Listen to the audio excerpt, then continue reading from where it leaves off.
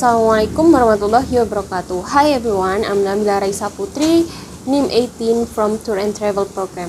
In this video, I will give my reaction about Prof. Renald Kasal YouTube channel about healing. Mental health has become an important issue that has been much discussed in recent decades.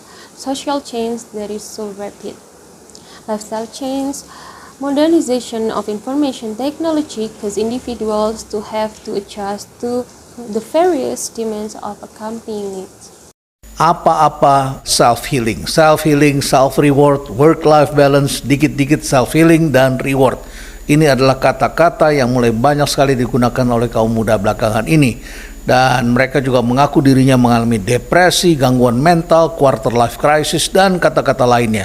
Sampai kemudian beredarlah percakapan di sosial media yang konon kabarnya ini diucapkan oleh salah seorang mahasiswa berusia 21 tahun. Dia mengatakan dia mengalami persoalan-persoalan yang berat dan kemudian dia butuh healing. Dan healingnya sangat menarik, dia butuh cuti 6 bulan, libur ke Bali, dan lain sebagainya. Dan banyaklah komentar-komentar yang diberikan karena orang sangat menyayangkan, apa iya perlu cuti sampai 6 bulan. Kami coba mempelajari, sebagai seorang pendidik tentu saya sangat berkepentingan terhadap kesehatan mental kaum muda. Tetapi jangan sampai ini menjadi healing bohong-bohongan, depresi bohong-bohongan yang sama dengan flexing, tentu bukan seperti itu. Nah, mari kita coba analisis mengapa timbul persoalan-persoalan seperti ini. Saya kira ada 4 hal yang perlu kita pahami bersama. Yang pertama adalah self-diagnosis. Banyak sekarang yang menjadi orang pintar. Ini anak-anak muda memang luar biasa. Sekarang merasa dirinya mandiri, merasa serba tahu karena ada sosial media. Jadi terpapar info-info di media sosial, terutama dengan kata-kata yang sangat populer. Dan setelah itu mereka cocok-cocokkan dirinya dengan apa yang dikatakan di dalam sosial media. Karena cocok, kemudian mereka mengatakan, saya butuh healing. Jadi apa-apa sekali lagi healing, apa-apa self-reward. Padahal healing ini tidak sesederhana yang diucapkan. Healing adalah sebuah proses yang diperlukan untuk mengatasi sebuah luka psikologis di masa lalu. Kita menyebutnya seringkali sebagai luka batin.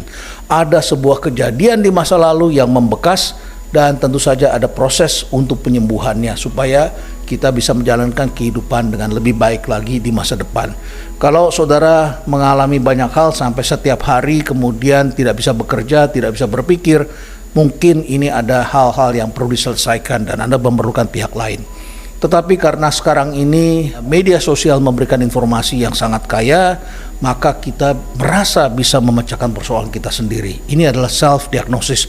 Samalah, tidak hanya terjadi pada kaum muda. Orang dewasa, orang tua juga seringkali habis melakukan check up, tes darah, kemudian melihat belum ketemu dokter, datanya yang dikasih tanda bintang itu kemudian dicek di Google dan kemudian dia bisa menyimpulkan, saya begini, saya begitu. Akhirnya kemudian sama seperti kaum muda mengalami apa yang disebut dengan overthinking, tidak bisa tidur seharian. Padahal begitu ketemu dokter dikatakan, wajar ini kalau orang usia sekian memang mengalami tahapan seperti ini. Overthinking ternyata juga dialami oleh anak-anak muda yang seringkali disebut sebagai quarter life crisis. Jadi umur 25 tahun mengalami quarter life crisis. Saya tidak pernah mengalami itu karena dulu kita sama-sama susah di usia 25 tahun. Tetapi sekarang anak-anak muda banyak yang cemas karena menyaksikan temannya umur 25 tahun sudah menikah, sudah punya anak, sudah punya rumah. Apalagi sekarang ada sosial media yang menunjukkan mudah cara membeli Ferrari, cara membeli Lamborghini dan sebagainya, dan mengatakan sudah kaya raya seperti itu. Kemudian televisi mengendorse ini yang disebut crazy rich. Padahal sebagian orang bilang sama saya, mereka bukan crazy rich, mereka cuma crazy saja katanya, ya. Jadi melihat itu mereka bisa tidak tidur katanya. Ini semata-mata karena adanya overthinking, dan setelah itu kemudian lagi-lagi mereka mengatakan mereka butuh healing. Lagi-lagi healing ini terjadi karena adanya luka batin di masa lalu yang tentu saja memerlukan penyembuhan. Bukan itu. Jadi terjadilah apa yang disebut dengan salah menggunakan kata. I really agree with Prof. Renald's opinion about millennials uses a lot of self-diagnosis for their mental health. Like what I read through several articles, self-healing itself It's a process of self-healing independently of the sense of trauma caused by inner wounds that occurred in the past. And self-healing always compared with positive thinking, suggestive and beneficial to make the body healthier and fit to be aware of all illness. However, there are currently many teenagers who suspect themselves with stress, depressed because of schoolwork and result in overthinking, and because of their need self-healing in a way that eliminates the tiredness or even demands from their parents that make them feel need to do self-healing to make their energy back then. Actually, the problem is a lack of confidence in themselves. Success is not always fueled from good grades or whatever about number, but successful maybe came from their life. Yang kedua, kita menghadapi generasi baru saat ini. Jadi adiknya milenial ini bisa disebut juga sebagai the strawberry generation. Sebetulnya strawberry generation ini bermula diamati ada di Taiwan ketika munculnya generasi baru yang ternyata begitu lunak seperti sebuah strawberry. Strawberry itu kalau disikat dengan sikat besi ya, itu gampang sekali kemudian rusak gitu ya. Anda kasarkan sedikit saja, rusak dia. Jadi ini tidak lain adalah karena cara orang tua mendidik yang dibesarkan dalam situasi yang lebih sejahtera. Saya akan kembali menjelaskan itu, tetapi ini adalah persoalan yang kedua. Lahirnya strawberry generation yang tentu saja perlu dihadapi oleh pengusaha, eksekutif ketika mempersiapkan next generation di perusahaan dan melakukan turn around di suatu perusahaan. Jangan sampai kita terburu-buru mengangkat kaum muda hanya melihat pendidikan mereka. Wah, ini sudah S2, wah ini sudah pernah bikin perusahaan, maka kita angkat mereka sebagai pimpinan. No, better kita hati-hati sedikit karena kita memerlukan generasi yang lebih kuat. Jadi trainingnya bukan hanya pada pengetahuan tetapi adalah pada sikap mental. Nanti saya akan teruskan. I totally agree about the strawberry generation because some of parents always have a high expectation and not realistic for their kids, like get high score in a class, good attitude, but they're not good role model for their kids. Yang berikutnya, yang ketiga, ini adalah juga narasi-narasi orang tua yang kurang berpengetahuan. Pada waktu saya kecil, saya tidak pernah mendengar orang tua atau siapapun yang mengatakan anaknya itu adalah mudi. Banyak orang tua yang sekarang bilang anak saya mudian. Bagaimana ini? Jadi akibatnya setelah besar anak itu kemudian bicara kepada teman-teman. Apa kekurangannya? Saya orangnya mudian. Dan akhirnya dia percaya dengan label tersebut. I agree with this statement because sometimes parents only read or hear from one source. And sometimes they don't ask their kids like, how's doing? How's your day? I think some people really like being questioned that way because it shows affection and caring. But on the other side, I disagree about the statement because sometimes parents cannot position themselves and introspection to what happened about their kids. Dan yang keempat adalah banyak orang yang kemudian mengambil kesimpulan dengan lari dari kesulitan.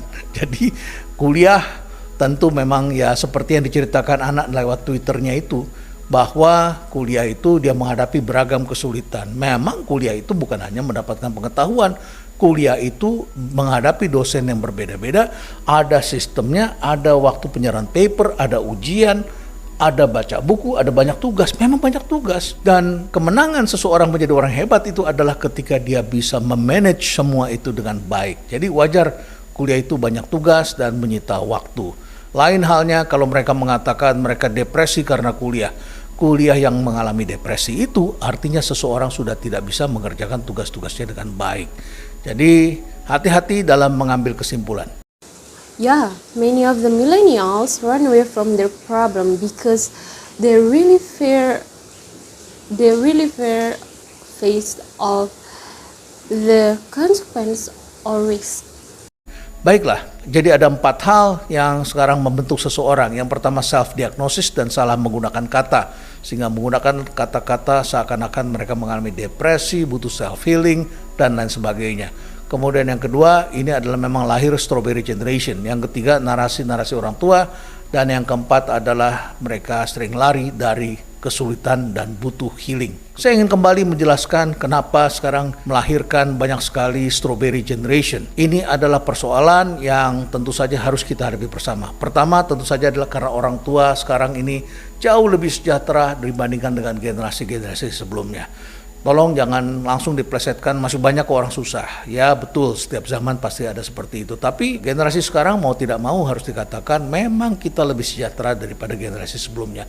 Nah, dibesarkan dalam keluarga yang lebih sejahtera tentu harus disyukuri. Tetapi ini berakibat sejumlah hal. Yang pertama adalah orang tua punya kecenderungan memberikan apapun yang diminta oleh anaknya. Jadi anak minta apa saja diberikan, anak minta apa saja diberikan. Oh, orang tuanya punya uang, bagaimana? Kemudian yang ketiga, memberi kompensasi waktu.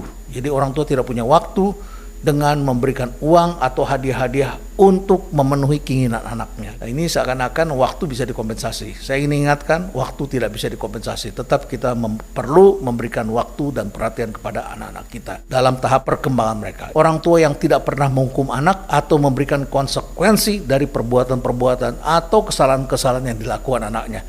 Memecahkan kaca, memecahkan hiasan di ruang tamu, memukul orang, kemudian melakukan hal-hal yang tidak pantas pada usianya, tentu harus ada konsekuensinya. Tapi kalau Anda tidak melakukan itu sebagai orang tua, saya kira tentu ada efeknya menjadi strawberry generation. Dan yang kelima adalah setting unrealistic expectations. Jadi orang tua ini memanjakan anaknya secara berlebihan. Di rumah disebutnya princess, prince, anak hebat dan lain sebagainya. Padahal dalam kenyataannya, dalam kehidupan anak-anak ini kemudian menghadapi situasi ada orang lain yang lebih hebat dari dirinya, lebih cantik dari dirinya, lebih berhasil. Setiap orang mempunyai kelebihannya masing-masing. Akibatnya anak-anak kemudian mendominasi di lingkungannya, kemudian mudah tersinggung, mudah melolong kalau istilah sehari-hari. Bahkan saya juga menemukan ada orang-orang tua yang sudah umur 70 tahun mempunyai persoalan masa kecil. Ya, dia butuh pengakuan, dia selalu mengatakan dirinya yang terhebat pada zamannya dan selalu menyalahkan orang lain. Ini adalah anak-anak dalam bentuk orang tua, ya, sudah terjadi hal-hal yang demikian. Sebagai penutup, tentu kita perlu solusi. Apa ini solusinya? Solusinya bagi anak-anak muda sendiri. Pertama, anak-anak muda perlu selalu memperbaiki literasinya. Ingat, dunia baru ini kaya dengan informasi dan penjelasan-penjelasan. Tentu kita perlu memvalidasi setiap kebenaran. Kita perlu membaca buku-buku atau informasi-informasi tambahan. Saya melihat ini seringkali juga karena orang tua yang suka sembarangan ini. Jadi pengamat hanya satu literatur yang dibaca sebelum tampil di televisi sudah menyimpulkan dan menyalahkan orang lain.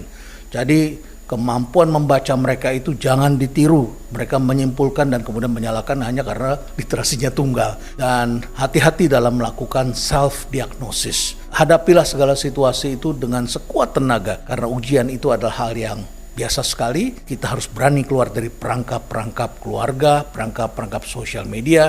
Hati-hati karena sekarang sosial media ini memberikan kesempatan bagi setiap orang untuk caper. Jadi banyak sekali orang yang mengaku dirinya mengalami hal-hal tertentu sebagai bentuk atau wujud dari cari perhatian dan menganggap wajar karena semua orang selalu menonjol-nonjolkan hal-hal seperti ini. Kemudian, orang tua. Orang tua tentu punya peran untuk menjaga agar anaknya menjadi generasi yang lebih hebat dari dirinya. Ini penting sekali. Cara menjadikan mereka lebih hebat bukanlah dengan memanjakan dan memberikan apapun yang diinginkan oleh anaknya secara berlebihan. Jangan tidak menghukum kalau anak melakukan kesalahan. Tantrum adalah cara anak-anak untuk mendapatkan apa yang diinginkan. Kalau dia tantrum, dia sedang belajar berdrama. Biarkan saja dia tantrum dulu.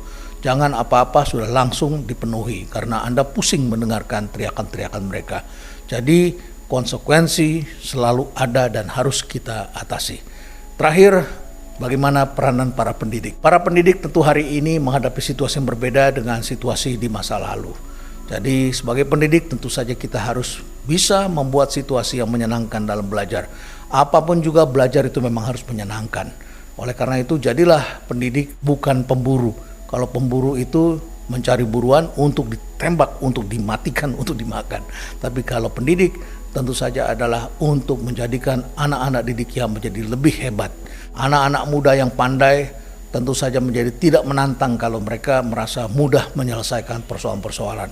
Menjadi tidak menantang dan tidak menarik kalau tugas-tugasnya kita yang menetapkan. Tetapi barangkali kita harus memberikan ruang kepada mereka untuk memilih melakukan sesuatu yang penuh tantangan. Berikan mereka pemahaman-pemahaman, berikan pendidikan bukan semata-mata sekedar pengetahuan.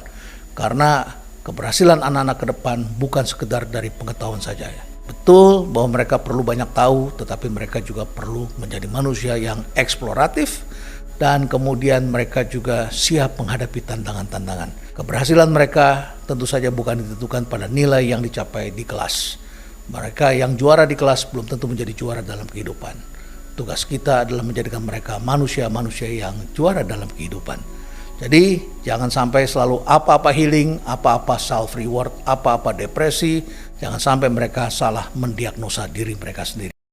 Self-acceptance, forgiveness, gratitude, positive self-talk, and expressive writing. That's all about my opinion. Thank you for your attention. Goodbye.